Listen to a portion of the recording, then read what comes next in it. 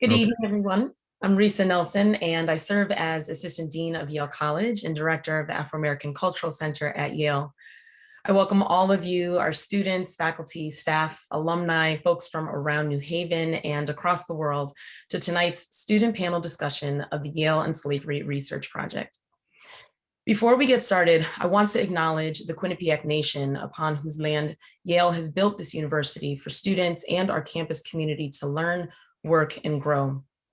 For when we acknowledge the traditional land that we stand on, we remember and we honor our forebears, our elders, and our connection to earth. And we recognize a longer and richer story that informs our present and shapes our future. Tonight's event is hosted by the Gilder Lehrman Center for the Study of Slavery, Resistance, and Abolition, and the MacMillan Center at Yale and the Afro-American Cultural Center at Yale. Professor David Blight and I would like to thank our colleagues for their support of this evening's event, and that includes Michelle Zaks, Melissa McGrath, and Danielle Vieira, as well as our co-sponsors, the Department of African American Studies, the Center for the Study of Race, Indigeneity, and Transnational Migration, the Yale Alumni Association, the Yale Black Alumni Association, and Pearson College.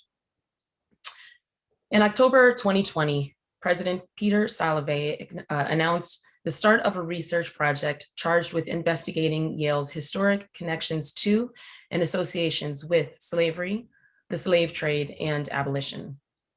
Moderated by Professor David Blight, tonight's online panel discussion will take place among and primarily for Yale students, but it is open to all, and we hope that you will see this as an opportunity to learn more about the initial findings made by the Yale and Slavery Research Project, which is chaired by Professor Blight, and to hear directly from our student leaders and researchers who will reflect on this history and its meanings today in their lives at Yale.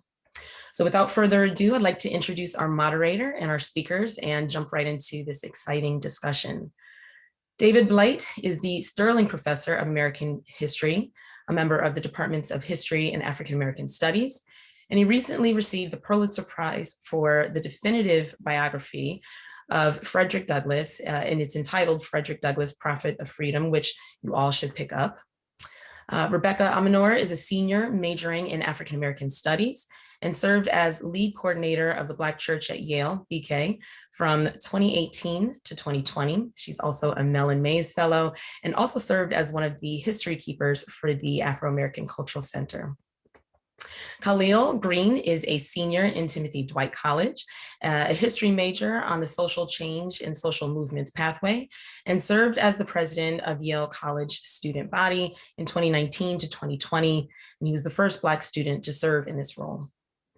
Henry Jacob is a senior in Sabre College, studying history and Spanish, and is the editor-in-chief of the Yale Historical Review, and is a founder of the 1701 Project, which you'll hear a little bit more about soon. Matthew Quallen will be graduating from the Yale Law School this year, and he graduated from Georgetown University's School of Foreign Service in 2016, where he was an undergraduate researcher on Georgetown's slaveholding past. Eden Senay is a junior in Morris College who majors in cognitive science and serves as the co-president of the Black Student Alliance at Yale, Risë, and also as a student assistant at the Afro-American Cultural Center. And Nina Todd is also a junior, majoring in political science and an education studies scholar, and she also serves as co-president of Risë. I want to very quickly remind our attendees that you can pose questions to our panelists and to Professor Blight in the Q&A.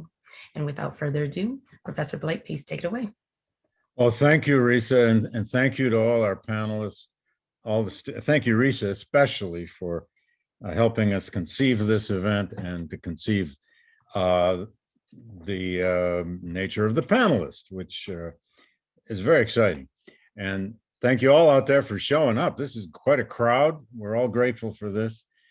As Risë said, President Salovey called some of us back in September, October, and asked us at the Gilder Lehrman Center to get involved trying to create a working group to study Yale's past relationships and entanglements with slavery and ultimately also the abolition movement. Now, Yale, as you probably know, is 319 years old. So this is a long history and a long aftermath. And we have now put together a working group. We're calling it the Yale and Slavery Working Group for now. It is a research project. Our mandate, our charge from the president is to research this problem, to analyze it, to assess the material, the documents in the Yale archives and elsewhere, and then to write it up in a narrative, either report or possibly even small book within about a year.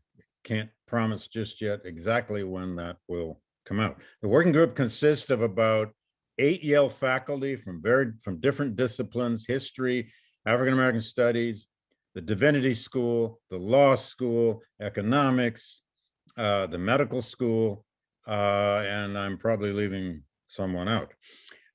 It also consists of 5 and soon to be 6 student research assistants. Matthew here tonight is one of those research assistants.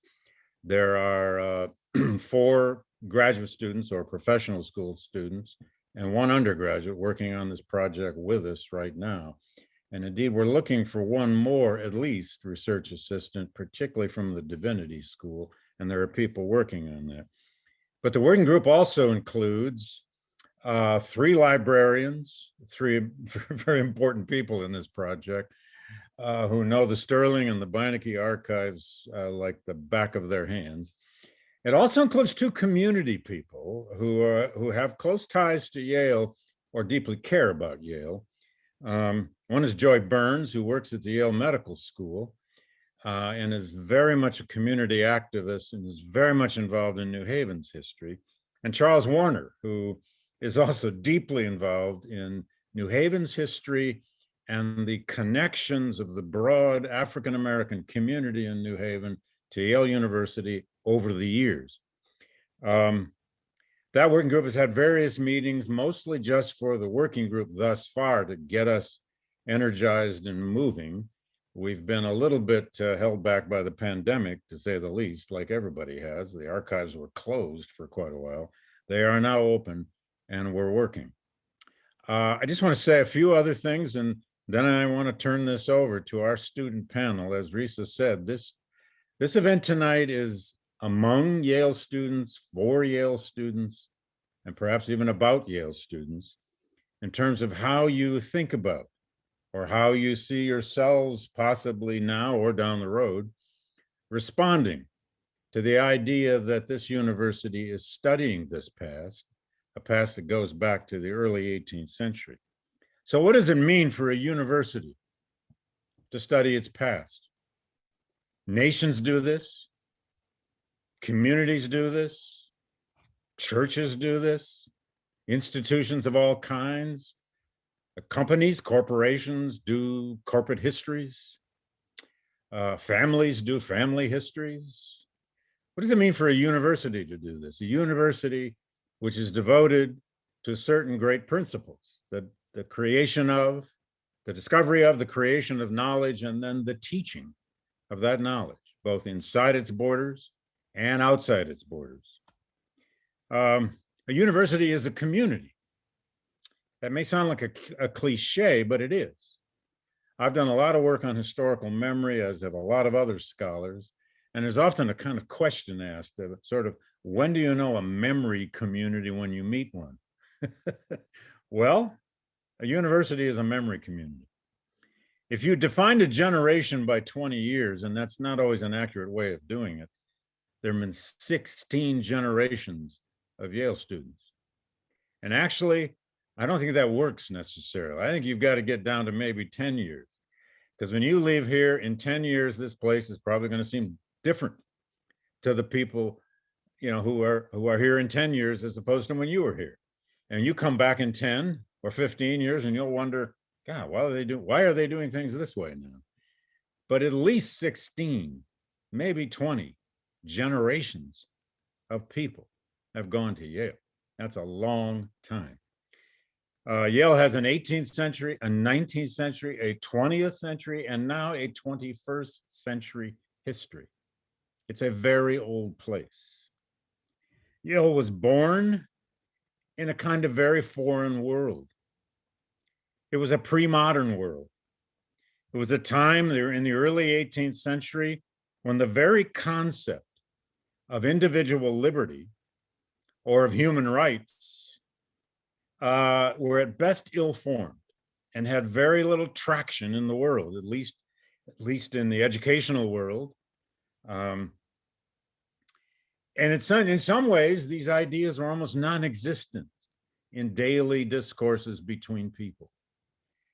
But by the end of that 18th century, in which it was born in 1701, the world would encounter the Enlightenment, the European and American Enlightenment, which put all these ideas like human reason and human liberty in play, and put the idea of human equality, at least, in play. And it would encounter the age of revolutions. The American Revolution, the French Revolution, and the Haitian Revolution all happened in the same 2 decades and transformed so much of the way the world was thinking about itself. But in the midst of all of that, this place called America, which becomes the United States in the 1770s and 1780s, was developing what would soon be one of the largest slave systems in the world, and certainly the largest and the most expanding and growing slave system in the world by the early 19th century because of cotton and that cotton boom. Now,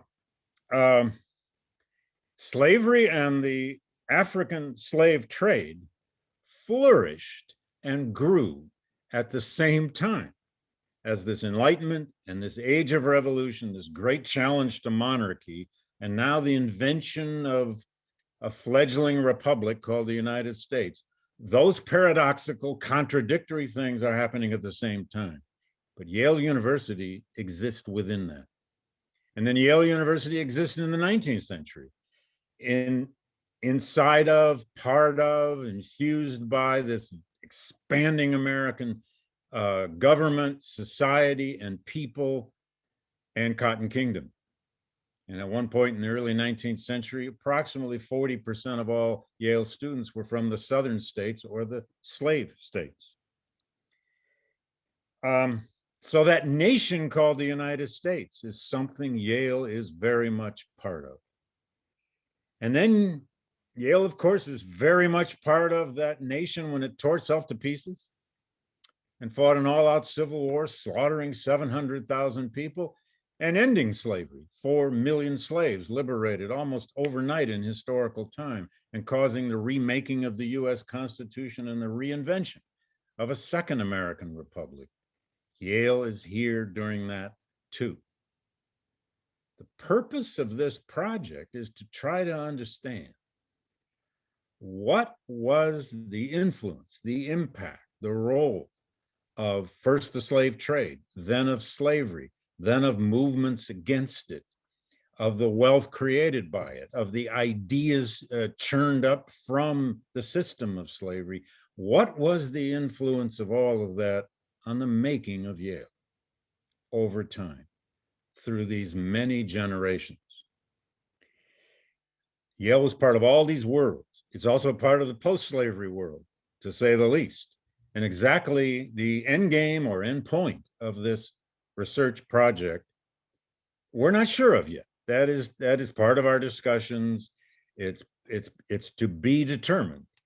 How far do we go into the 20th century? Do we go at least to the 1930s when all those residential colleges were named, which eventually caused that problem of the name of John C. Calhoun on one of the colleges that was adjudicated, so to speak, back about 5 years ago here at Yale, 4 or 5 years ago.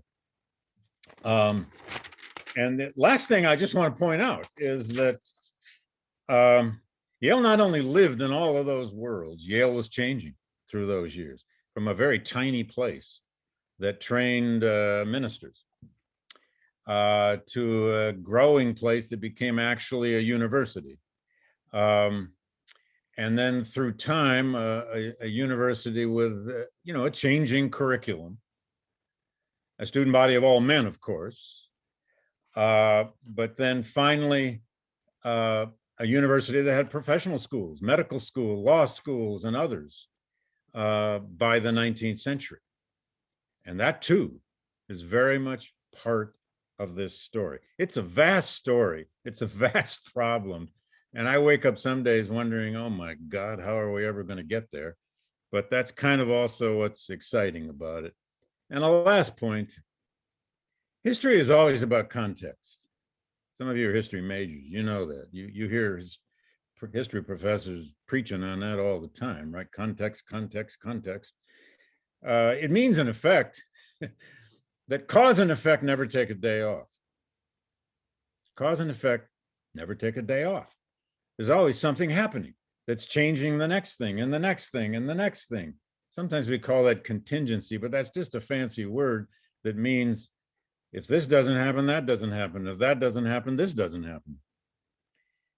The past can be, and certainly feel like, a very foreign place, especially if you go back far enough. But it is also deeply intertwined with the present. It always is. The past and present are sometimes like hand in glove. And sometimes they're just like colliding, plates under the earth. And they cause these explosions, these disruptions, these earthquakes. And often, those earthquakes are the history that really surprise us. And you all have come of age, it goes without saying, in a time here. If you just go back 5 years, I mean, you don't have to go back any further than that. You have experienced some profound political earthquakes, profound reckonings. We don't know where these reckonings are going to end yet. And in some ways, reckonings never fully end. But history is both past and present, and we are fully aware of that in this research project. Now, the idea here tonight is that all 6 students are going to take about 5 minutes, 6 minutes, and from their own perspective, from their own experience. And, a couple of people here have done actual research on this. Some haven't done, actually, at least 3 of our students have done research on these matters. Others are just going to give us, to some extent, a more personal perspective on what it means to be at Yale, be a student at this place, whatever it is, the 17th generation or something, while it is trying to investigate its past, look at its past, uncover its past, remember its past, and maybe even repair its past. And we firmly, vigorously invite your questions. I think we already mentioned, simply write them into the Q&A, and then they will be processed by Michelle Zaks, our Associate Director at the GLC, and Risë Nelson and I will handle the questions and feed them to the students. We welcome your questions, especially for the students on our panel, and just for the good of the whole. Okay, we're going to start with Matthew Quallen. We're starting with Matthew because of his background and experience working on another university's project, not unlike this, but which had in some ways, a slightly different set of problems to solve. Then we're going to move to Kahlil, then we're going to move to Rebecca, and then I'll let you know who we move to next. So Matthew, over to you.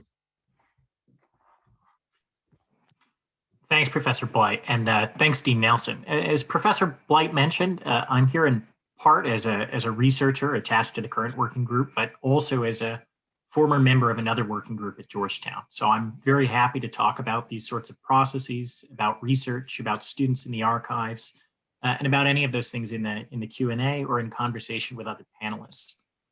But bearing in mind that this is an event primarily for and about students, I want to tell 2 stories with what I think is one lesson, and which I hope you'll be able to see has something to do with students and about how students inside or outside of these processes can make themselves known and heard and have an impact on how universities deal with their history. The first of these stories is set here in New Haven in 1831. There was a man named Simeon Jocelyn, who is the white pastor of the predominantly Black Dixwell Church in the 1830s. And Simeon Jocelyn, along with other congregants, had a really powerful idea. They wanted to create what probably would have been the first Black-led university in America. It wasn't just a white patronage institution. Simeon Jocelyn was committed to building a university whose board, whose operations would be primarily overseen by the people that it was meant to serve, people who had been excluded from higher education in America. But something happened, and this story didn't end happily. The city of New Haven responded vigorously to this proposal for a Black college in New Haven, and so did members of the Yale community. There was a town meeting in 1831 to discuss whether or not to authorize this proposal, to shut it down, to determine how the city was going to respond to what was at the time a fairly radical attempt. People from Yale were deeply involved in that meeting. There was a group of 8 people who were commissioned in order essentially to lead the meeting, to put together a response to Simeon Jocelyn's proposal.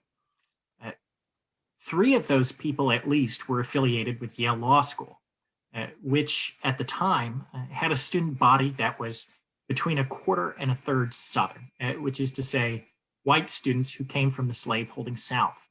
And those people expressed that they thought such a college would anger these students. They thought that they would be, because of their sense of white superiority, demeaned by the existence of a Black college in New Haven. And ultimately, the proposal was overwhelmingly defeated with those students in mind. The second story is set in Georgetown in 2015. And this time I was there as a member of Georgetown University's working group on slavery, memory, and reconciliation, which grew in part out of the response to the fact that Georgetown had sold 272 people at once into slavery in the Deep South in 1838 in order to keep the university's finances afloat. And this wasn't an isolated incident. The Jesuits relied upon slaveholding as a way to fund their educational ventures. 2 of the buildings on the university's campus were named for 2 of the men who were the chief architects of that sale. And they were due to be reopened as residential buildings. In other words, Black students were going to be forced to live in buildings named for their enslavers. The working group that the university convened, sort of like this one, was charged with investigating the history, with making certain recommendations. And that working group had to deal with the question of whether or not we were going to rename these buildings. It was slated to take an entire year. By November of 2015, this working group was convened in September. Students had occupied the university president's office. The university's working group had a meeting in a building overlooking a square that was full of protesting students, insisting that, among other things, the names of these buildings be changed. And before that meeting was over, they were. So I hope there's sort of a few things that you'll see as unifying these stories. The first is the role of students. In the instance of the proposal for a Black college in New Haven in 1831, it was students who were cited as the reason why the college shouldn't happen. At Georgetown in 2015, it was students determined to make a change who accelerated the university's processes and made sure that their demands were heard and met. So I hope that with both of those stories in mind, the students on this call can realize that whether it's inside of a committee, whether it's inside of an archive, whether it's on the streets, you have a role to play in what happens in this process. You should make yourselves heard, and I hope that you do. Thank you. Well, Matthew, thank you. But before you get away, just to be clear again, the Black college effort there in 1831, it gets sidelined or crushed because of the fear that this was going to offend as much as 1/3 of the student body, at least of the law school. Yeah, absolutely. Right? Because they were Southerners, they probably from slaveholding families, right?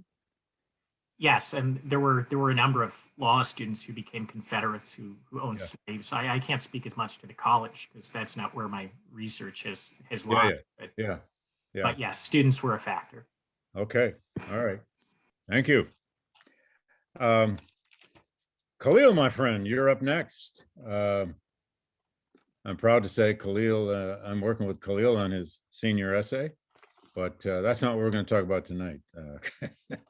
Kahlil, over to you. Thank you, Professor. Hi, everyone. Thank you all for coming. So as Professor Blight mentioned, and as was mentioned in my introduction, I am a history major at Yale, but I think my identity on campus is most tied to being Yale's first Black student body president. But before we talk about my time as student body president, leading the organization known as the Yale College Council, I'm going to talk a little bit about the history of the Yale College Council, the immediate history of the Yale College Council. And like most governments in general, we had our fair share of scandals throughout the years. So one of them was when students on the council bought themselves Patagonia jackets with student tuition money. Horrible thing, right? Another one is when we ended up on the Seth Meyers late night talk show after we announced a project that we had to retract after we realized it would accidentally break a Connecticut law. But most of the blunders in the history of the Yale College Council have been due to either incompetence or oversights. But there is one that I feel that was really an issue because of this underlying lack of representation of Black students in leadership on Yale's campus. So I'm going to take you back to 2016, 2017. And a large issue on campus at this time is whether or not a residential building named after John C. Calhoun should be renamed because of John C. Calhoun's legacy and ties to slavery. So for anyone who doesn't know, in general, Calhoun was a pro-slavery advocate to the highest extremes. And when I was talking to the student government leadership at the time, they felt that they didn't know the right decision from the wrong one because they didn't know what most students believed. They didn't have enough polls and surveys. But looking back for myself, I think the answer was clear. I think that Calhoun should have been renamed. And luckily, that is what happened after months and years even of student activism and student movements on campus. And two of the leaders of the student movement, Yvette Esteban and Elaf, were my leadership as a freshman on campus. So we have peer liaisons through the Yale Afro-American Cultural Center, and then we have freshman counselors through our residential college. So coming into Yale, two of the first people that I met who mentored me and guided me were people who led this movement. And unlike student government, they did take a stand and they stood up for what they believed was right. And that was something that always resonated with me throughout my time at Yale. So when I ran to become student body president of the Yale College Council or of the Yale student body, I campaigned on making sure that I would always stand beside and stand behind student-led movements and student activism on campus. And I believe that's what I did. Throughout my time, we had an incident only 4 days after I was elected, where Yale Police Department officers shot an unarmed Black woman spurring protests on campus, all the way up until the final day or the final few months of my term, which happened right after the George Floyd shooting. And following that, we led movements to recognize Juneteenth for the first time, which is a holiday that celebrates the emancipation of slaves in America. And we also launched a movement called Yale Together, where we united student organizations to advocate and raise money for efforts. And as part of that Yale Together movement, I wrote an op-ed about Black student experience on campus. I want to read a quick excerpt from that will lead into the next part. So an excerpt from my op-ed says, "Our school, like most institutions in the United States, was founded upon brutality and racial violence. It exists on land taken from the Quinnipiac and other Algonquian-speaking indigenous peoples. It was funded by slave labor. Too often we forget this history. We celebrate the progressive achievements of the university, separating them from their problematic context. The recent 50th anniversary of the Afro-American Cultural House is significant because of Yale's history of discriminating against Black people. My election as the first Black student body president was widely celebrated, but this was only indicative of how Black students have not been empowered to serve in leadership roles on campus. Yale College was founded 319 years ago, 320 now. Achievements that take this long are jarring and reflective of a deeply troubled society." So what I was getting at there is the need for celebration and contemplation to be tied together. All of our achievements are tied to the problems that made them necessary. And for a long time, as student body president, it was my job to understand what issues existed on campus so that we might look back on them and say we changed those in a timely and responsive manner. So as someone who had this unique leadership role on campus, I just want to highlight a few of the issues that I did see and that still exist today so that we are not looking back, asking ourselves, why did it take so long? The first one is faculty diversity. Just not long ago, one of the professors and researchers, Dina Simmons of the Yale Center for Emotional Intelligence, left, citing her experience with racism in the workplace, where she experienced racist and sexist behaviors from her colleagues and felt tokenized. Another one is assessing the role of the Yale Police Department officers in the city of New Haven and on Yale's campus. As I mentioned, the incident with Stephanie Washington really spurred, or Stephanie Washington really spurred protests throughout campus and raised awareness, but it's important to look forward how we can address that because police often affect Black communities more than others. And the last one is something that I don't hear talked about often, but it's the need to recognize specifically the ethnic group of Black people who descended from slaves, which are an underrepresented group on campus and in education at large. So because of this, it's important to give this specific ethnic group of Black people who descended from slaves the specific recognition to address issues that they faced after descending from slavery, going through the Reconstruction era, Jim Crow, civil rights, and now this Black Lives Matter era that we live in. So to close, I strongly believe that the enemy of progress is the belief that nothing needs to change. But as we see from this research, that's never true. And there's always a necessity to push forward and take a stand for what's right. Thank you. Wow, way to go, Kahlil. Yeah. Can I just get you to follow up on one thing? The people recognized as descendants of slaves, how are you defining that? Is this people who can trace their lineage to slavery, or how are you defining that? Because I'm sure that's a category not everybody is fully aware of. Yeah, so I think the basic definition, most basic definition is that by way of the transatlantic slave trade, there were people taken from Africa, dispersed all throughout the Americas. And then with empirical research, there's an article called Black Like Them by Malcolm Gladwell that I think everyone should read. But it defines the people who descended from slavery in America as those who came through the transatlantic slave trade to America, specifically the United States, and descend from them after having gone through those different series of from 1865 to today. And that this specific ethnic group has faced struggles due to systemic racism that has gone back to the earliest days of slavery and Reconstruction, everything that lasts throughout that have created inequality to this day. I think that's very useful because whenever the question of repair of the past comes up, the next question is for whom? And breaking it down like that at least makes that a more discernible question, because this is never an easy question, and nobody said this would be easy. I got some other questions, but I'm going to hold back. And I'm sure the audience is, and I know the audience is revving up with questions because I see them all over the Q&A already. But Rebecca, we're going to you next. And Rebecca, you have done some research on this through the African-American Cultural House. And over to you, Rebecca. Thank you. And great presentation, Kahlil. Fun fact, when I first met Kahlil, he told me that he wanted to be student body president, and he did. So just a testament to his character. But I, through the History Keepers program, did research on Pearson's history with slave nomenclature. And so, just to start out, so founded and built in 1933, Pearson College was a residential community for Yale students. And residential colleges were created to foster a sense of community and give students a sense of home away from home, but that wasn't the case for all students. So pictured here is Pearson's lower court, but it wasn't always called that. This location, which is located right next to the previously known as Master's House, what we now call the head of college house, was actually called the slave quarters. And I found it bewildering that this was the terminology used to describe this place in the 1930s, which was well after slavery ended in America, but it shows this structure and the name shows how deeply impactful the afterlife of slavery was at an institution like Yale. And it didn't just end in the physical structures, but Pearson's mascot was also the slaves, and it wasn't just in the pirate sense. And so pictured here are three different mastheads of the Pearson student newspaper that they ran, which started in 1937. And this was just 4 years after the college was built. And this newspaper was called The Weekly Slave. And the title is horrible enough, but even more disturbing is the image shown with a white man whipping a slave who's holding a torch through the Pearson crest. Each residential college at Yale has a special crest.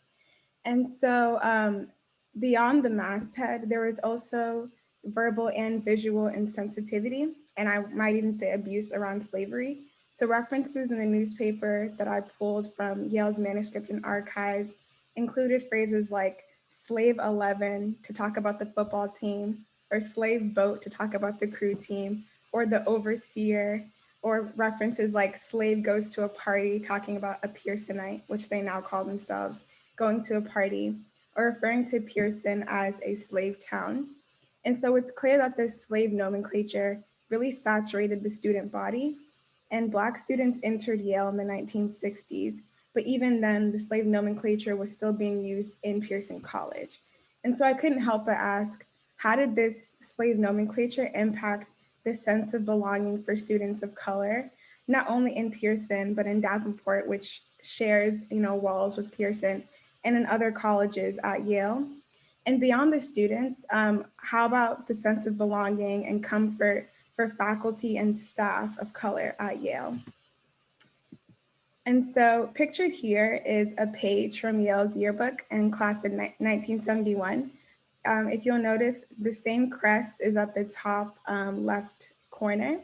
And the person that I've circled is Ralph Curtis Dawson, who was a major student leader back in the late 1960s to early 1970s. And he was a leader in the Black Panther 1970 May Day protests, as well as really integral in the foundation of the Afro-American Cultural Center and the African American Studies Department. And I really found this picture striking because it shows that there were Black students living in Pearson when this nomenclature was being used. And this direct reference to slavery in the Pearson community lasted until the 1980s. And this ended when a BSA representative, Black students at Yale, who you'll hear from later, our current presidents, a BSA representative protested about the slave nomenclature. But this all goes to show that this nomenclature, it lasted through the civil rights movement in the 1960s and the Black Power movement in the 1970s. And so I couldn't help but ask, how did this problem persist for so long? But through oral histories that I conducted with Black alumni from the 60s and 70s, I learned that because these students were preoccupied with other really pressing racial issues, such as police brutality, students not getting treated equally, getting targeted by security and such, they were addressing those things, and therefore slave nomenclature wasn't at the top of their list. And for example, in an oral history that I conducted with Richard Goldsby, who was the first Black master at Yale, and he served for a year as master of Pearson College in 1971, which is the year that Ralph Curtis Dawson graduated. In our conversation, when I asked him about the slave quarters name, he said, quote, "When I assumed the position to Pearson, I jokingly said, I won't insist that you call me master. If we can change the name of the slave quarters," and then we all had a big laugh about it. It wasn't something I concentrated on, and it wasn't something that was uppermost in our minds at the time. It was a period of considerable ferment. And so, it is clear that we have made important changes, as Kahlil just spoke about recently at Yale, such as the change of Calhoun College to Grace Hopper College, and the change from master to head. But my question is, what have we yet to address? In the same way that we can now look back and ask how the slave nomenclature could have lasted until the 1980s, what problems will students in the future look back on and ask us, how is this still able to persist for so long? And so yes, there's absolutely grace and understanding for the students at the time because they couldn't address everything at once. But that goes to show that there are still things to address. And through the research efforts of the History Keepers program and the Yale and Slavery Research Project, we can uncover and understand the past so that we can look on our present with more awareness and make a better future. Thank you. Well, Rebecca, that's brilliant. I've never seen those cards or those mastheads, I guess they are. I can remember giving a talk once at Pearson and being told that's what used to be called the slave quarters. but when I asked, how did that come about, there really wasn't any answer. This was about 10 years ago. That's brilliant research you've done. And this is very much going to be part of our whole report. What you've shown, among other things, is this is a 20th century story too, and not to, and 21st century. But I'm curious, were you able to reach Ralph Curtis? Is he still with us? Or Yeah, so I was in communication with him over email, but we never found the time to talk. But I did speak to Don Roman, who was worked really closely with him and also lived in Pearson at the time. So I did get to speak to people who were in Pearson. Yeah. So this was both a kind of an archive dive, but also an oral history project. Wow, fantastic. And hideous and troubling. That's what happens when you dig into the past. This is sometimes what comes out of the sepulcher, so to speak. Thank you. I think we're going to Henry next. Are you ready, Henry? Okay, tell us about this. Well, tell us about what the History Journal is doing and what you're doing with your 1701 project. Yes, I just want to I should begin by thanking the conveners of this program, Professor Blight and Dean Nelson, and others who've also spoken before me and those who will go after. It's an honor to be here and speak along to a distinguished group of students. And I'm going to, I think really my perspective here is as editor-in-chief of the Yale Historical Review, as Professor Blight mentioned. And traditionally speaking, in past years, the structure and the scope of the YHR, what we call it the YHR for short, is quite narrow range of students. I'm just going to share my screen. Oh, I'm disabled actually. Oh, we can go on. That's fine. Go ahead, and I'll try to give you. Yeah, on. I'm good now, I think. Are you? Okay. Daniel, were you able to? Okay, good. Thank you. Okay, yeah, I just want to show some visuals here. So upon entering the positions that we still hold now, our masthead's major goal was to expand the purview of our content. And so when the protests intensified this May, we decided that as a journal of history, we needed to assume our particular duty to publish the words of those who've been historically silenced. And so our editorial board, which had long admired Nicole Hannah-Jones' 1619 project, created a similar venture, and we called the 1701 Project, the year of Yale's founding. And at its base, ours is a venture that analyzes both our university and our country's history of structural racism, essentially. The series of essays you can see here, interviews, and artwork. And from the start, we want this enterprise to have meaning beyond the moment. And for this reason, we made the 1701 Project a permanent organ of our journal, and it will last long after my colleagues and I graduate. And I should also just mention here, I know some are here at the call, that I'm fortunate to have a stellar team of editors who committed countless hours to this project.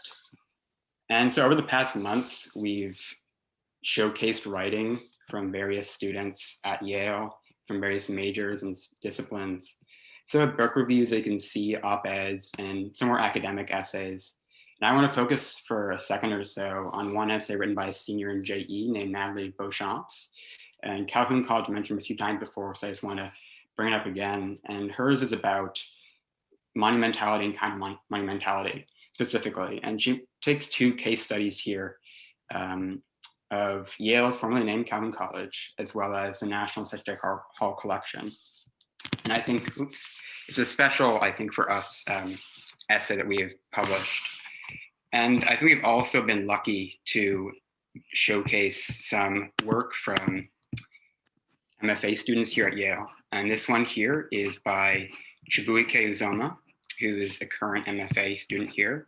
And I'm going to mention some other artists who are a part of we're working on now. I'm just going to go through the slide here so you can see his amazing work.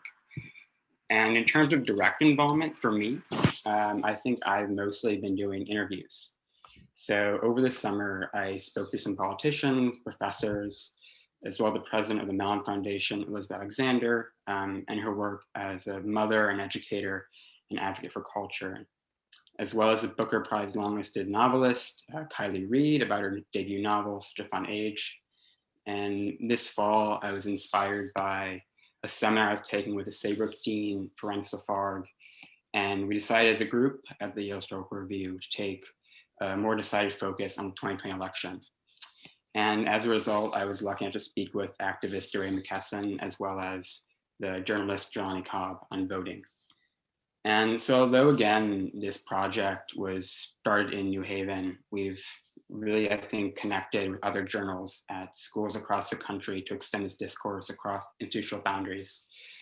And as there are, I guess, too many dates to go on for foundings, we just called this wider project, an extension of the one here, of many strands, which is a reference to a quotation, Ralph Ellison, Invisible Man.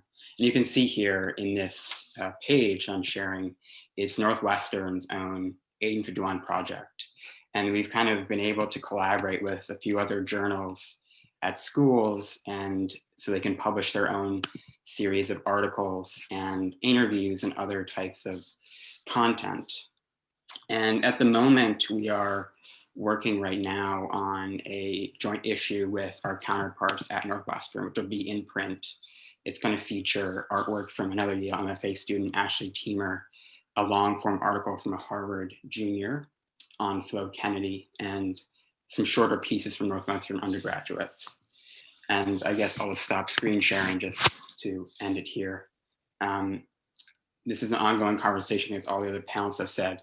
And I just want to stress that there's still a lot to be done, especially from me and my perspective as student journals. And we always welcome as many perspectives as possible. And if you want to get in touch about publishing some of your own work, collaborating in the future, please email me. I can put in the chat if you would like. And again, I'm thankful for this opportunity. Henry, thank you. So you're collaborating with a student journal at Northwestern.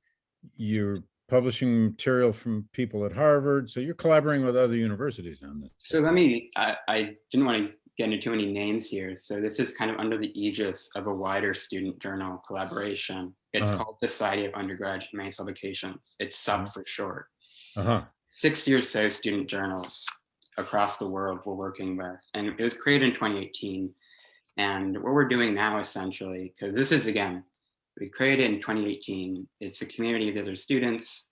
And once we did 1701 here, we've been working with others, because obviously there are plenty of differences across campuses. Yeah, yeah. Now, first of all, that artwork is stunning. So are you publishing that in a paper journal? So only online, or just so that people know? So again, Chibuike's artwork, he is an MFA student here. I'm happy to give contact information for him to actually see his amazing work. I really want to stress that. Okay. We're lucky to publish online. That is only online. But I will also say that we have showcased some work from another MFA student here in a pamphlet on voting, Justin James Voss. I can also distribute that if others would want it. Again, email me. I can ship a copy to you. I have some still at my house. But you're welcoming anything students are writing. I'm trying to, about any of these issues. Yes. Okay, that's great. That's great. Well, thank you. And Nina, I think you're next. So over to you, Nina. Thanks, Professor Blight. Hi, everybody. It's wonderful to be here in conversation with all of these great people and all of you. I'm definitely offering a perspective that's a little bit different from what's been said in terms of archival research that's been shared by Rebecca and Henry and Matthew, considering I have very limited experience with the academic side of this topic. So I'm really coming to this discussion on Yale and slavery as a Black student leader, to offer a perspective that's hopefully shared with my awesome co-president Eden, who you'll be hearing from next, and the rest of the community that we represent. I'd like to share a perspective on what it's like to be Black at a place like Yale, and on a panel like this, and with those, some hopes for where I'd like to see this project going and the university as well from here. So I'll start off by saying that being a Black student at a predominantly white institution is difficult, which honestly is an understatement. Being Black at an institution as privileged, influential, and old as Yale is that much more so. While I feel often quite honored to be part of such an elite student body, in which I'm able to surround myself with a beautiful Black community in Risë and beyond, race overwhelms my experience of this place. As a result, I'm constantly aware that my Black histories here are built on the other Black histories of those who have occupied these spaces before me as students, staff, and as slaves. To be here asking these questions of our institution's history is, for me, to be overwhelmed, not only by my own emotional experience of race here, but also by the desire to honor the people that make up my very present past. So this context complicates my perspective on the panel today. At the same time that I'm glad Yale is beginning to study this part of its past, Yale's, and really this country's intimate relationship with slavery is hardly surprising to me. Though campus and community-wide conversations like this are incredibly necessary, they have been for a while. And ultimately, for me, this reckoning feels late. 156 years late, to be honest. And yet we're only just starting to ask the right questions. For me, and I think a lot of Black students here, the Yale and Slavery Project will be less about what we find out and more about what we do about it. And so with that, I'll just leave you guys with a few hopes for where I want this project to hopefully end up in a year or so. First, I truly hope that the leaders of the project carry with them through this process a seriousness and expediency that comes with knowing how personal this issue is to us students, past and present. Rebecca shared a really powerful history, so that shows you just how entrenched all of this is to our Yale. Though I've just learned about the specific work that you all are doing on the project, I know my attention at least will be trained on the project for the next year or so, waiting to see where we do end up from here. I also want specific and swift actions to be taken at the conclusion of the project to rectify the wrongs that will likely be uncovered. I'd be particularly disappointed if at the end of all of this, we end up where we started. To me, the fact that Yale is for the first time officially investigating this issue is nice, but it's not enough. Erect statues, rename more colleges, center frank conversations like this permanently at the university. In order to properly and fully acknowledge this history, we must be open to things significantly changing and trusting that it will be for the better. And finally, we need reparations at Yale and across the country. Our students, staff, faculty, and the New Haven community that we occupy are more than deserving. The majority of our founding benefactors, Whitney, Edwards, Silliman and Stiles, and Dwight, to name a few, profited from slavery directly or indirectly. That wealth propagated far and wide among our local and national economies, and thus implicates us all in the project of recognition, rectification, and reconstruction. I'd like to close with restating my appreciation for the opportunity to share these quick thoughts on the subject with you all. I look forward to continuing to collectively come to terms with our shared past and imagining a better future. Thank you. Nina, thank you. I just want to say I take your point, and we heard you loud and clear that what you're waiting for is the outcomes. Right, right. And I trust you, Professor Blight. Well, you should keep your skepticism about everything. Skepticism is healthy about anything practically in life and history. But I think you've said something very important here, and that is that there's a personal expectation about this for you. Right. We have to get there, of course, and our job is to do the research. I mean, it would be strange to just start talking about outcomes without even knowing what the research shows. Although there's been research before, as we found out from Rebecca, and as we found out from Henry, and we've done other. And I'm going to end tonight with just a little piece of what we have found just recently. But anyway, I want you to know you are heard loud and clear. In fact, I just did an interview. I don't remember her name, with a student reporter for the Yale Daily the other day. And I think she asked me 7 times in 7 very careful different ways what the reparations were going to be at the end of this project. And I kept trying not to answer because I don't know. But she was a very good reporter. I really honored her at the end. I said, man, you're good at this. But, we got to get there first. But anyway, much appreciated. Eden, collaborator with Nina, you're up next, and last but not least.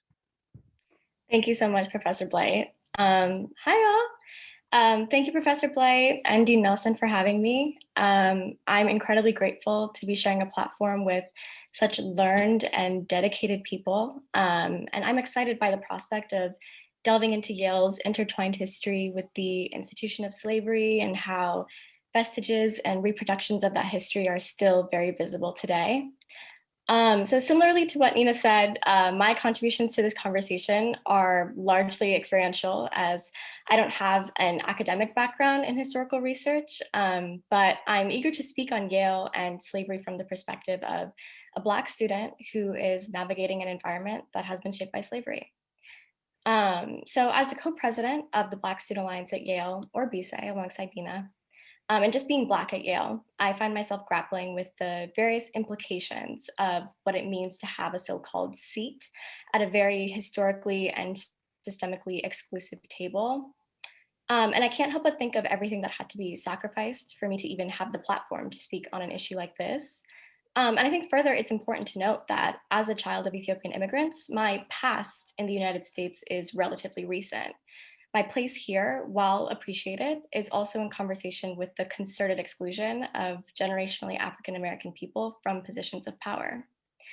Very consistently, be it in my academic work, my social life, or my work with BSA, I feel a tension between external pressures of gratitude to this institution and others similars to it for the privileges afforded to me as a result of my association with Yale, and an internal discomfort with the harmful roots of the place that I'm supposed to call home for 4 years. Just as Professor Blight said in the introduction, the environment in which Yale was formed is deeply incongruent with the kind of place I would be able to comfortably learn and grow. I think it bears mentioning that I do feel immense amounts and moments of gratitude while at Yale, but that they're the result of the vibrant community I have been lucky enough to find that is actively working against the harmful legacies of slavery through collective care and action. The concepts of past and present are constantly collapsing in on one another, being Black at Yale or anywhere for that matter. The impossible standard of excellence that exists at places like Yale is compounded with the idea that we are representing all those who have come before us and that the presence of those who come after us is directly contingent on our successes or our failures. I think what makes this research progress so crucial is that slavery and its immediacy can often seem as if they're relegated to a grayscale past. For people that aren't immersed in the work of historical research, it's possible for slavery to be compartmentalized within a singular phase of history. It is so, so important to not only force Yale and all others to reckon with slavery as an institution and Yale's ties to it, but to also recognize the ways that slavery's legacies are present and how Yale is able to operate today. So when I see gentrified city blocks in New Haven or an underrepresentation of generationally African-American students at Yale in similar schools and spaces, I see the cascading effects of slavery manifesting in insidious ways that many haven't been able to explicitly recognize. I want to be sure that this project is merely the beginning, if not a reignition, of consistent efforts for everyone to actively engage with not just Yale's relationship with slavery, but the foundational ways that our society has been shaped by it. So I'm eager for this research to yield tangible results, as Nina was mentioning, like reparations, in the many forms in which they're required: financial, societal, personal. And I just want to close by saying thank you again for the opportunity to participate in this conversation. I'm really eager to continue on in the very important work of reckoning and reimagining. Well, Eden, thank you. Now, you may claim you don't have the, I don't know, however you put it, the scholarly background for this, but you sure know how to talk the talk of history. The past and present collapsing on one another. I love that phrase. Hang on to that phrase. That's going to be useful for you. And you really put this in some language, I think, that everybody could connect with. As I heard you, the relationship of the personal weight you feel of being here over against this, God knows, 300-year history, or the weight of it. It's the internal and the external. I just hope all of you, I don't know, it's not for me to say how to live anybody's life here, but I do hope you can, keep that weight you feel as light as possible. There's a lot of weight at this place. And don't take on any more than you have to. But I know you do. So if everyone could come back on now with your screens, Henry, Nina, and so on. We've got a lot of questions here, don't we, Dean Nelson? We definitely do. We definitely do. And I want to thank you again, our brilliant, brilliant panelists. It's an absolute honor to work with such amazing students who continue to shape our community here on campus and really will become the scholar leaders of our world. I do want to remind everybody that you can, all of our attendees, that you can post your questions to our panelists in the Q&A. And as those questions start to come in, I do want to start off with a couple of comments for Rebecca. These comments came in from two folks. I'm not going to name them, but one is, thank you for your research. I am Black from Iowa and an '85 alum of Pearson. The change from slave quarters to lower courtyard had not yet taken hold when I was at Yale. I must confess that I was not appalled at the slave quarters name. Based on my work since, I'm grateful for students who are advocating in various ways today. And to the person who asked that question, I will ask that you get in touch with me. You can get a hold of me at afamhouse@yale.edu. We would love to talk a little bit more with you about your experiences as well.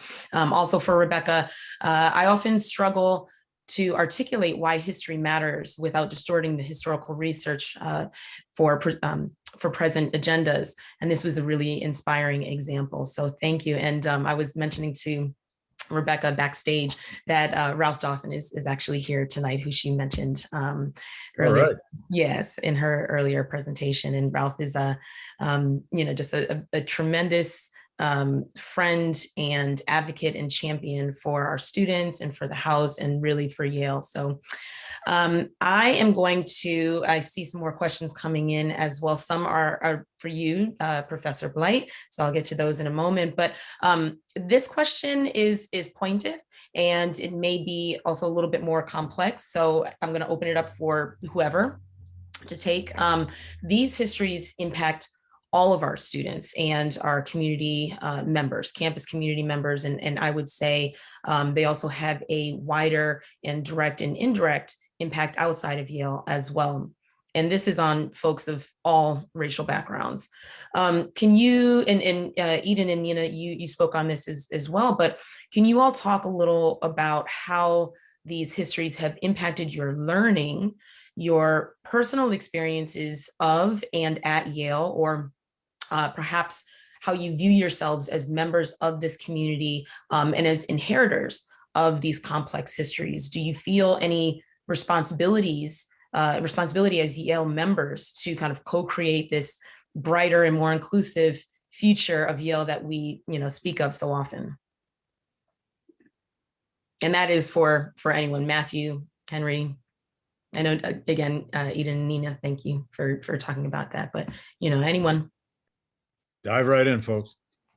Yeah, I can start. I'd say that the history does weigh on you, and it does add a level of responsibility to your time at Yale. I mean, I started my Yale experience doing a week-long program called Cultural Connections, which is majority Black and Latino students, and other students of color, of course, but you get a really comprehensive dive into the history, both recent and long-term, of Yale in that first few weeks. And after that, the AFAM house, which Dean Nelson has led, shout out to Dean Nelson, the realist on campus, for a long time, is where I got like a lot of my support, a lot of my friendships, a lot of my even planning for even running for student body president in the first place. So I think by way of what students have done in the past, these resources and experiences and histories have been taught to me, and I wouldn't be here without them. So I definitely feel a responsibility to make sure things in the future, both on campus, but also like largely throughout society, are also changed for the better for future generations, so that we keep on moving forward.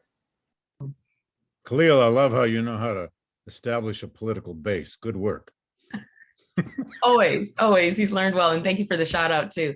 Would anyone else like to answer that question? Yeah, sure. Oh, sorry, Rebecca, you have your hand up. Oh no, you can go first, Matthew. Okay. I think being at the law school, there's a particular history there, and it's something that I've learned is that the law school was as much as a third Southern, and that it trained many Confederates. It trained people who went to conventions to help the South secede from the Union in defense of slavery. It trained people who became generals in the Confederate Army. And it's sort of impossible to ask, at least from my position, I think it's really impossible to go through this place without asking, who are we producing now? This university elevates people unquestionably to sort of the highest positions of power and status in national life. And I think in the law school, it tends to give them tremendous policymaking authority over people with whom they may have no connection whatsoever. So I'd say, you know, among the many ways that this history can inflect your experience, it should encourage you to have some self-doubt and some self-criticism. If the university produced such bad outcomes in the past, what sort of people is it contributing to society now? That is really, really important reflection. They come out so differently too, don't they, Matthews? Sotomayor and Clarence Thomas, or Samuel Alito. I mean, yeah, that law school is storied, to say the least, but they come out in all kinds. Yeah, I think it makes it sort of hard to tell what intervention is the university making in people's lives, and what does it say about its mission and purpose. Yeah, yeah. Well put, well put. This is also a very pointed question. Would panelists provide examples? I'm not going to say 3 specific examples, which was called for, but what would you like to see as possible or probable reparations?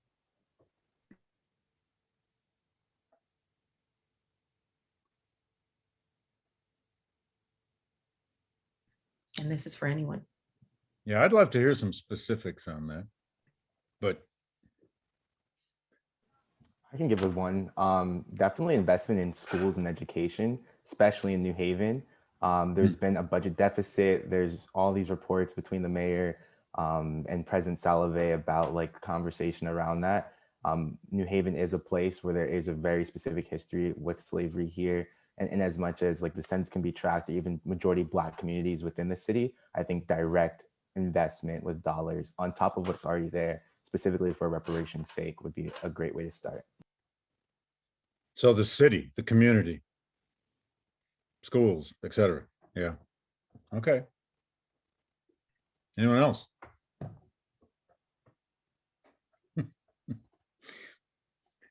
You're gonna leave that to that terrible To the committee. End, huh? And actually, you know, that'll be the president and the board of trustees and whoever they draw in to make such decisions. But you know, can I just point out here, because I see other questions on reparations, it's more than an announcement than anything, Risë.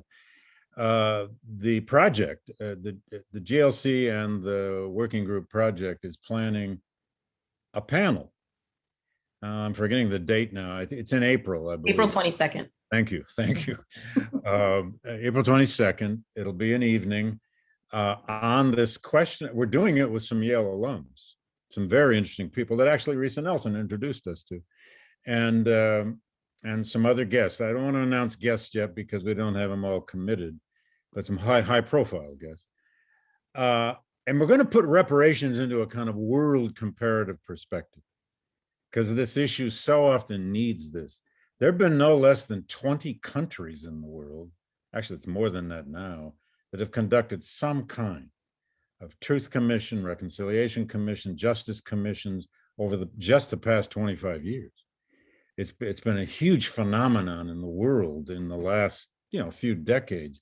And then there have been other kinds of reparation models that have been created. They're legal models, they're symbolic models, they're atonement models. They're all there's a book I have sitting over here. It's called the Handbook of Reparations. It's 1,000 pages long. If you ever do a handbook, don't make it 1,000 pages long. But it's about all these models in the world. But this is the United States. This is Yale University in the United States, but also in the world. Yale is very much an international university. So this issue needs a kind of broad discussion, and we're going to do that on April 22nd, and more on that to be announced. Go ahead, Nina. And really quickly, Rebecca, I know you wanted to say something, and then we'll pass it over to Nina.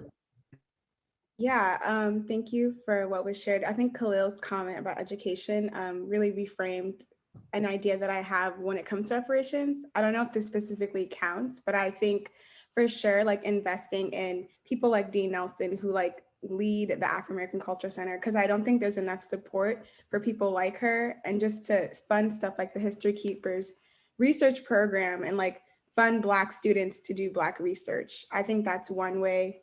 I don't know that that counts as reparations, but I think that's a way to actually understand the history, to support the programming and all the work that, you know, people like Dean Nelson do. And like, she needs help. And so I think that's one way to start.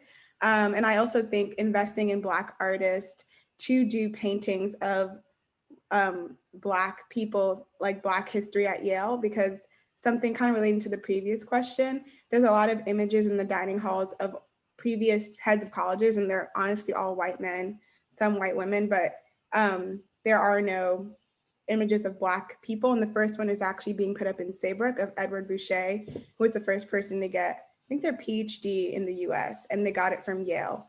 And so I think more things like that is ways to make a change. I don't know if that counts reparations, but I think those all need to happen. I would agree. Thank you. And Nina?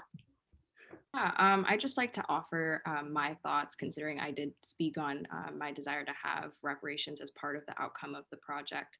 You know, when we're discussing reparations, I dislike how political it's become. Considering the country at large tends to understand its responsibility in the industry of slavery. I think as we, come to learn Yale's specific hand to play in this industry, I think we ought to not only put together a reparations package that includes things like what Kahlil and Rebecca spoke on, but I think also take a leading hand in the push for reparations more broadly in the nation, considering how, we've kind of discussed how old Yale is and how powerful and influential Yale has been to the country and to the proliferation of wealth in the country, wealth that, began at such a despicable place. I think specifically, I spoke on in my time, the erection of statues, and the changing of, names like Jonathan Edwards, who was a slaveholder, and Stiles and Silliman, who also all directly benefited from the backs of Black people in this country, as well as things like, continuing to have conversations like this, which can also be a form of reparations in my mind, because, the fact that we've had these conversations within the Black community for years, but making it more mainstream is part of that process for me as well. I just wanted a quick response to what Rebecca, actually all of you brought it up in a way.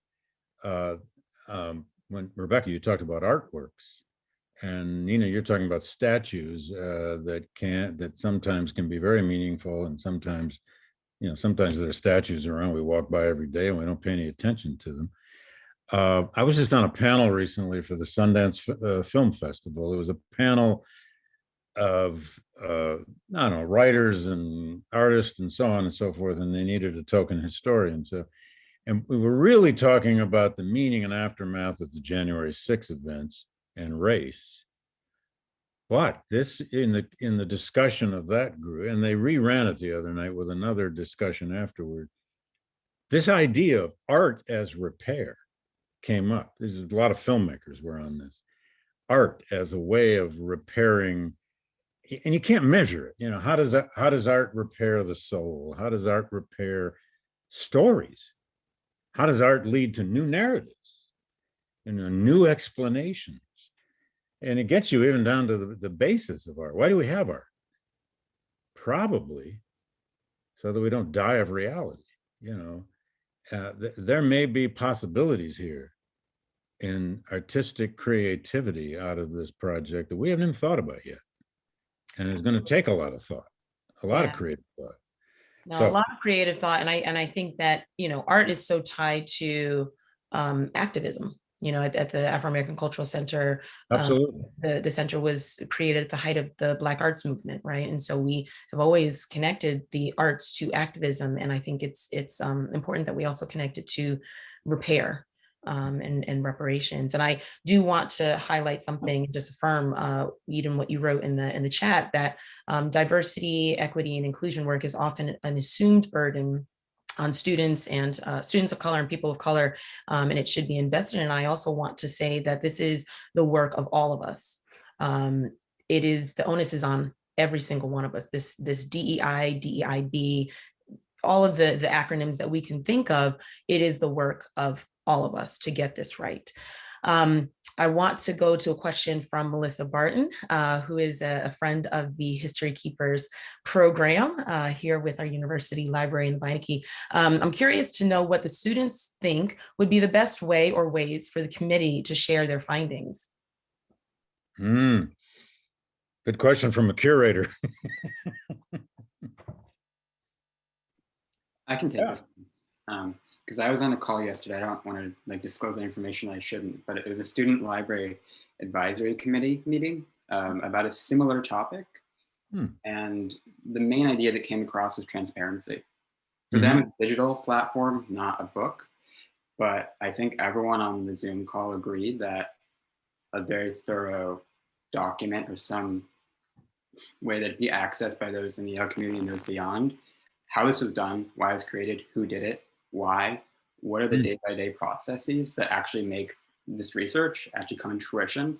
I think, as we all know here, you can only get the tiniest fraction of hours of research, hours of work, hours of conversations into an actual paper, much less a book if this becomes that. I mean, you mentioned like the 1,000-page reparations handbook. Think about it.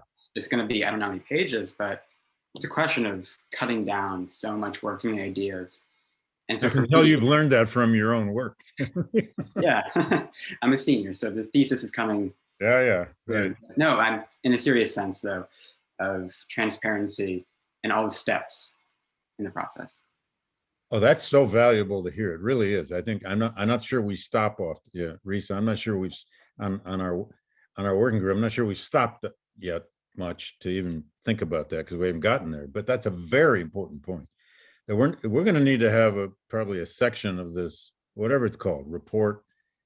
That's about just this: who did it, how did we do it, method, the collecting process, and so on. Yeah, we'll need what in some books are called a note on method. But the graphic essay. Well, yeah, I hate writing those though. But this is a very important point: a transparency of how was this done. And yeah, now it just sounded to me like it took on another year, but that's not true. No, that's not true. And we'll get there. We'll make it happen. Yeah.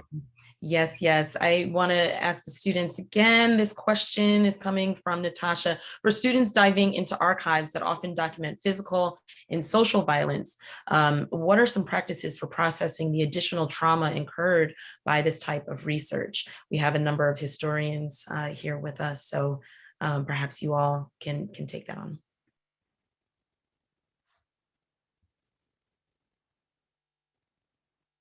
Rebecca? Specifically looking at you, Rebecca, Kahlil, Henry. Yeah, I think this is a really great question, Natasha, so thank you for asking. Yeah, I was really thinking about like my experience going in the archives and finding the masthead like newspaper. And honestly, I think a way that helped me process was talking about it in community with like other scholars of color who could understand. So in the History Keepers context, and just being able to like express all my bewilderment. I'm sure D. Nelson can remember, like just, I was pulling on my iPhone, I was like, D. Nelson, look at what I found, like just all these emotions. And I think too, like something that I didn't do that I think I should have done is to really just kind of take time to myself and just like process, okay, what does this mean to me? And like, how am I feeling right now? But I think initial reaction was just to like talk about it and not just kind of keep it to myself. And also talking to my library mentor, shout out to Kelly and Allison, just about what I was finding. But I'd love to hear what other people have to say. Yeah, I think that's a good point. I think for me, and something that I maybe don't see talked about often in terms of like the experience seeing these is like feeling desensitized after a while. Because I think for myself specifically, like I learned about a lot of these things when I was really young. Like my parents made me watch Roots when I was probably like a child. So at this point, it's like you're not surprised by a lot of things. It's like, oh, another horrible, racist, terrible, brutally horrible thing happened in history. Like here's number 100 out of however many thousand. And I think it's taking time to actually realize like that you should be mad and like there is room to be frustrated and shocked and horrified by it, because even though there's so many horrible things, each one was its own like transgression against humanity and like human rights. So I think making sure you have time to just sit down and process that and not be desensitized to it is another valid way of processing and dealing with these things. Yeah, just to add on to what Kahlil said, I think that is so incredibly important. I think this also came to mind over the summer when it seemed there was just such a barrage of really disturbing images, instances. Just it seemed like every other day I was being forced to process another instance of Black death and trauma. And for a while, it seemed to maintain productivity that I would compartmentalize and not necessarily engage. And I just want to highlight just like how harmful this emphasis on productivity and business as usual is to the ability to actually process, because it can seem on the surface as if someone is, processing, dealing entirely fine when they haven't even had the opportunity to delve into what the weight of everything that they're being forced to take in. I just to add along similar lines, I used to do queer oral history at Georgetown, and I identify as gay, so this was personal to me. And Georgetown is a Catholic school. It's part of what made its slaveholding history so particular and so complicated. Its entanglement in religious commitments. But the university, I spoke with all these people who attended the university in the 1980s, who found themselves wondering, they were going to a school that was supposed to train them for a job in government. And they couldn't get it because they couldn't get a security clearance because security clearances didn't go to people who were gay. There was a lawsuit against the university for their inability to support a queer student group. And I wanted to talk to the people who had filed the lawsuit. They'd only filed the lawsuit in the 1980s. And 3 of the 4 plaintiffs had died of AIDS. None of them were around to talk. I talked to someone who had become a librarian because he thought that he couldn't have a job facing the public and be safe, because he told me that when he was at Georgetown, he was rejected for fellowships because his project was too gay, that someone dressed as a Nazi on campus had called him a faggot. And it was unbelievable to compare my own experience to theirs. I don't think I have a good answer to the question of how do you process that trauma. But I think in terms of how I tried to work with those oral histories and one small way that it affected what I did was I think I tried to act as more of a conduit than a narrator. It's the long quotes. It's letting people speak for themselves and finding a way for the past to speak through you that I hope people can find empowering, even in the context of the trauma that they may face in conjunction with this work. Oh, Matthew, thank you for that. That's quite a testimony, your own, and about the testimonies you were recording. As you well know from doing oral history, the interviewer becomes part of the interview, and you have that struggle of how do you stay out of it? How are you in it? But that must have been quite an extraordinary challenge. And again, you're talking about experiences these people had in the 1980s, right? Yeah. Yeah, I think it was difficult to sort of brush off the proximity. I'm sure in a way that it must have been difficult for Rebecca to take this story through. Yeah. 20th century as well. Absolutely. Thank you for that. Min asks a really great question here, and I'm going to especially look at Eden and Nina here. How do you think this conversation relates to faculty and students' demands for better Yale institutional support, for the Yale Prison Education Initiative, and for support of the Black students for the disarmament of Yale movement? I mean, sorry, Eden, I'll let you go ahead in just a sec. I do want to kind of point to what Kahlil said in his, opening statements, that, Black experiences on this campus are intimately tied to, organizations like BSDY and the Yale Prison Initiative, and also just policing and, the prison industrial system and complex. Not only in our experiences as Black bodies within a space, within an elite space, I should say, but also within the classroom as, supposedly scholars of these and of these topics, and those with intimate knowledge of them. So I would say that this conversation is intimately related to those topics. And I think that, going back to the conversation on reparations, I think part of that investment and reinvestment in Black students and just Black people affiliated with Yale, it would also need to go to places like that. Yeah, wonderfully stated, Nina. I think just to add on, I think it can be like a little frustrating that the administration is dragging its feet in supporting movements like supporting the Yale Prison Education Initiative or the Black Students for Disarmament at Yale, just because for many of us who are experiencing racism, the effects of slavery, the need to support those movements is apparent. And the fact that this research project will be able to even more explicitly state the ties between Yale and slavery is incredibly heartening. But the fact that it needs to be explicitly stated is frustrating.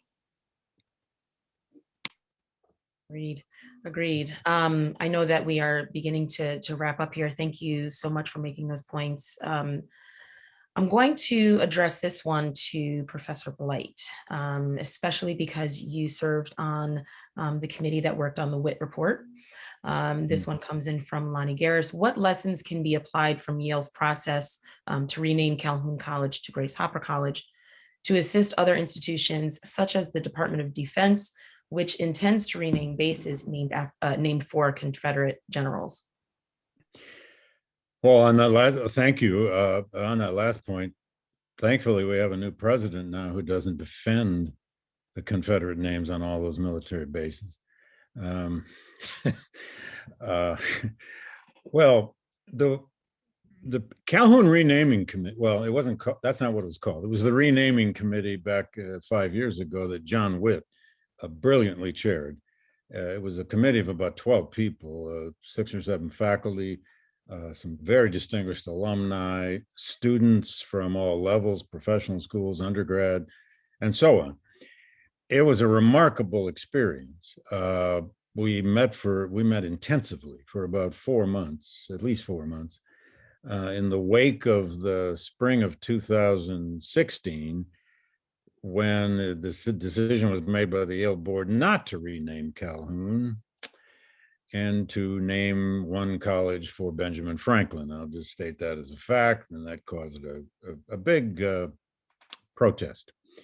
That summer, President Salovey put together this committee to investigate not what to rename Calhoun to, but to come up with principles. And in the end, and I remember being a little skeptical of this. I'll admit this, mea culpa. At the beginning of that, as a member of that committee, I just thought, the president ought to just take hold of this, get his board together, come up with 3 names, and then rename it. But no, he said, let's take some time, let's do what a university does. And I think that's what his spirit and intention is with this group. He said, no, let's do what universities do. Let's study this. Let's ask if it's possible to come up with a set of principles by which a university can rename a building, a site, a library, or whatever. And we did. We did a lot of research. Judy Schiff in the Sterling Archives was crucial to that project. John Witt led it, and he led it brilliantly. But we did a lot of public outreach to the colleges and to students. We invited in representatives of other universities, which we've also done with this group, by the way, back in December. And in the end, we crafted a report that came up with 3 basic rather simple principles to be applied to a situation of renaming. It gave a kind of a method through which then the president and the board could decide to rename and then choose a new name. I think the thing to be learned from that by us, and at least what I think we learned from it, is to take a little time, establish a method, be transparent. Henry, back to your point, because that committee in the end, while we were doing it, we weren't transparent. We were just, we told people how we were doing it, but we didn't know where it was going. But in the end, it was very transparent. It explained exactly how we conducted the whole process. Although we did not have any authority on that committee to rename anything. We just turned over this set of principles, which were very simple, by the way. One principle was what one might call rarity. That is that any institution or university or otherwise doesn't just want to keep renaming things all the time. Because we had people give us proposals that Yale should rename at least 3 things every year. I mean, how do you conduct that? How do you just, you want to be on that committee? So rarity was one principle. Another principle was, I have it right here, by the way. I keep it handy for all my Zooms in case I get asked. Yeah, the next principle was to try to decide if it's the name of a person on a building. And this is something we will employ if indeed any renaming comes out of this project. And I'm not predicting that it will. I don't know if it will.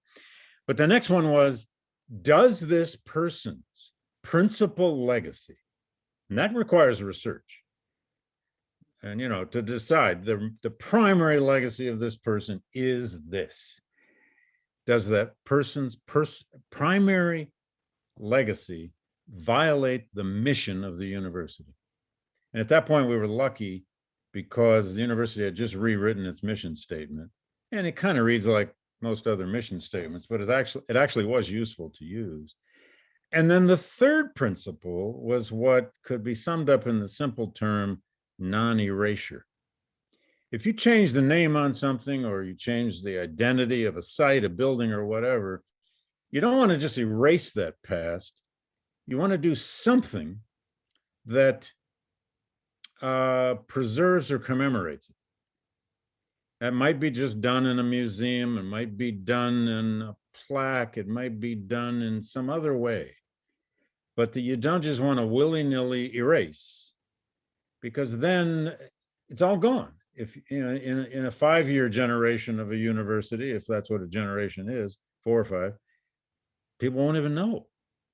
So those were the basic, and now a lot of other universities have actually adopted this.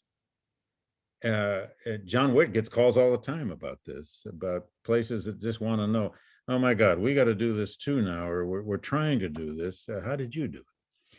So I think it's take your time. It was one of the lessons. It's employ the principles and methods that universities are good at, which is creating knowledge, doing research, studying something. Yeah, people can say we study things too long and we don't do anything. Well, it takes time to know something. And then the transparency is extremely important, as it was back then. And in the end, it was interesting. It wasn't predictable, but it was interesting how that renaming to Hopper turned out to be a pretty successful process. I mean, people can still argue about whether that was the best choice or not. And by the way, a lot of us on the renaming committee had our recommendations about a new name for Calhoun College, but we actually weren't asked, but we came up with them anyway. And I don't want to go into that right now.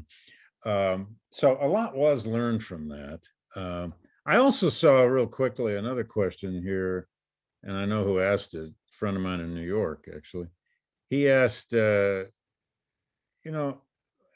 we factor into this study the Yale, I think the question was about the Yale men who died in the Civil War to end slavery. Well, that's a complicated question. Of course, Woolsey Hall, some of you haven't even been in Woolsey Hall because it's now become the Schwarzman Center. It's been under reconstruction for, I don't know, it feels like 2 years. You can't even walk through the War Memorial right now.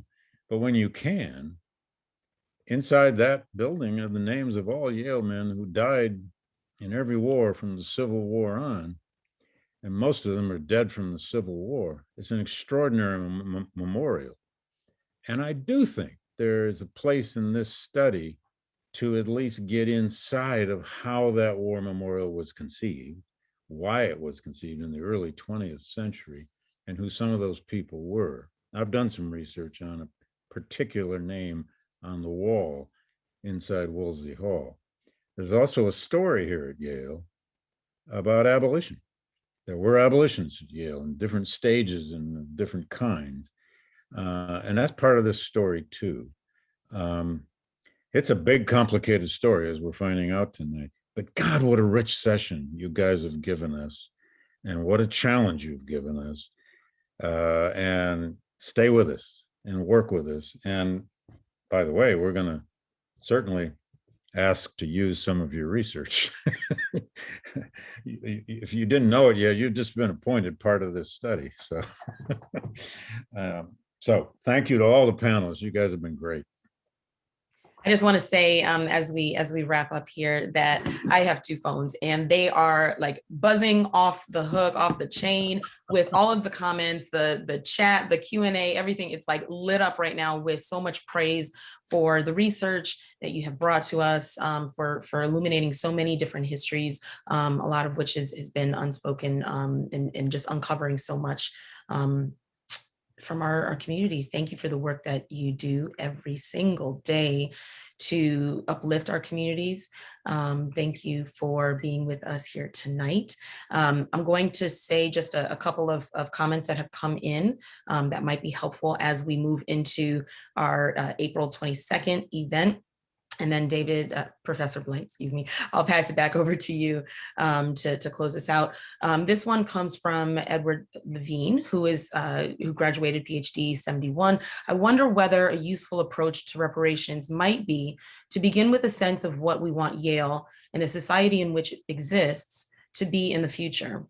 That opens up the possibility to give a positive sense to reparations that many people have not considered. And this one comes from David Evans, head of Berkeley.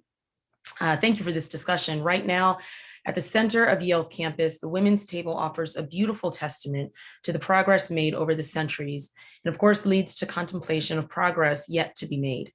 Can we imagine a similarly thought-provoking memorial to Yale's complete history in light of the present topic, in tandem with America's two fundamentally tragic narratives of indigenous occupation and human bondage, right in the middle of campus, where it can be recognized and discussed every day? So I think these are some topics that, again, kind of transition us into that April 22nd conversation. If you are interested in working with Professor Evans, Head Evans, please give him I don't know if you can reach him via Zoom here, but at least send him an email, or you can reach out to me again, afamhouse@yale.edu, and I will put you in contact with him. But for all of the students out there, if you are interested in kind of envisioning what that would be, definitely reach out to him. So thank you again, and I'm going to pass it back to you, Professor Blight. Well, again, thank you to all the panelists and all the people who came tonight. And just to Professor Evans's notion, yeah, I've thought about this a lot of times when I pass by the women's table. You know, if the very young Maya Lin could conceive that, a simple but marvelous piece of art, who knows what could come out of this? Who knows? Have we even met that artist yet? Do we know who it is? Maybe it's one of you. And the last point, that panel on reparations we're going to do in world perspective and so on, is actually sponsored by the Gilder Lehrman Center, not technically by this working group. I think that's worth pointing out. And last but not least, I just want everybody to know, who doesn't, that the Gilder Lehrman Center for the Study of Slavery and Abolition has been here at Yale now for 22 years. Yale was the first university in the world to create a research institute center that now does lots of public outreach, including to teachers in schools, including in New Haven. We were the first university to have such an institution. and we're still here and much bigger and broader than we've ever been. There are now about 5 or 6 such centers around the world, in England and Canada and the US, that do similar projects like ours, similar research centers. But please get involved with us, and please send us your email. We'll put you on our newsletter, and you'll get it every week, whether you want it or not. We put out a newsletter that's kind of a clearinghouse of all kinds of things happening, frankly, all over the country and all over the world, about the study of slavery and abolition, public events of all kinds. And we welcome your interest and your contributions to that. So again, thank you everybody for coming tonight. It's been a great session and much more to come, but especially thanks to the students here on tonight's panel. You guys were great.